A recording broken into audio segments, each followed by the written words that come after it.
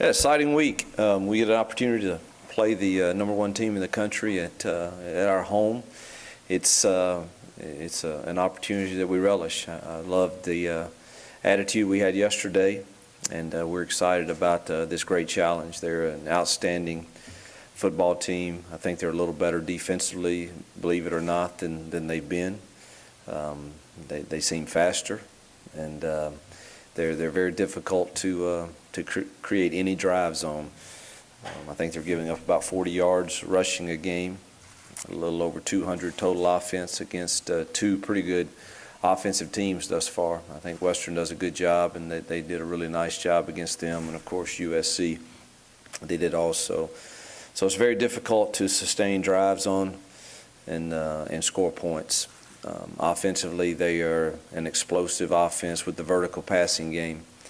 And, of course, their run game is always one that you have to worry about stopping. So it's a typical Alabama football team that is going to be in the hunt for the SEC championship and obviously the national championship if that comes to fruition. And we get an opportunity to play them at home, and we're eager for that chance. Why do you think that Ole Miss has had some success against Alabama the past couple of years? Are you just catching them at the right time, or specific mindset or anything like that? I think it's a combination. I think one of the things that we all know that their depth is better than a lot of people's, ours included. We're getting there to where our depth chart is more reflective of theirs, but and so I think playing them early is an advantage. We typically are as healthy as you can be at this point in the season. This year's a little different. We've lost three really good players that you know is not fun, and you don't like that. But I think that's been one of the reasons.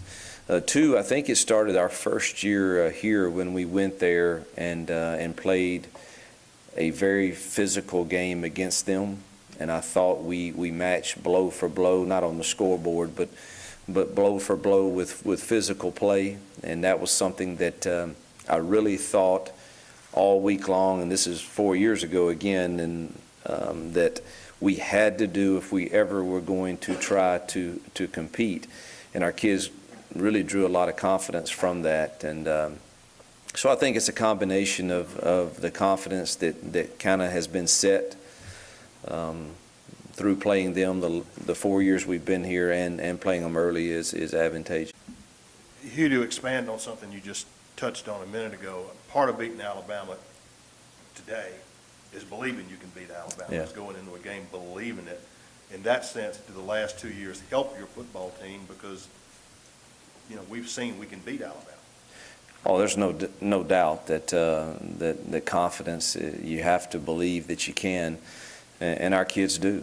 And we believe we can play with anyone in the country. That doesn't mean we're going to beat them on a given day, but we do believe we've gotten to a point where we can step on the field and compete with them. And, you know, you get a few breaks that go your way and, you know, find a way to win one. And we've done that a couple of times. And, you know, so confidence does come from that. And our kids will be confident Saturday. And it's still a tall task, but it's one that I think our kids will look forward to.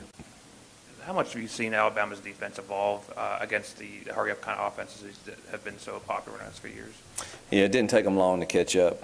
You know, they have a great rotation. They have great depth. They know it's predetermined a lot of times when the rotation's occurring. So it's like, I mean, they're matching you really well in the tempo stuff. And the thing that they probably do best is, you know, they win first down, and there's not a lot of people willing to go a lot of tempo on second down. So it's a combination, but there's no doubt that they've made the adjustments they needed to make to keep up with it. And now, you know, their offense goes tempo, so they're seeing it in practice, and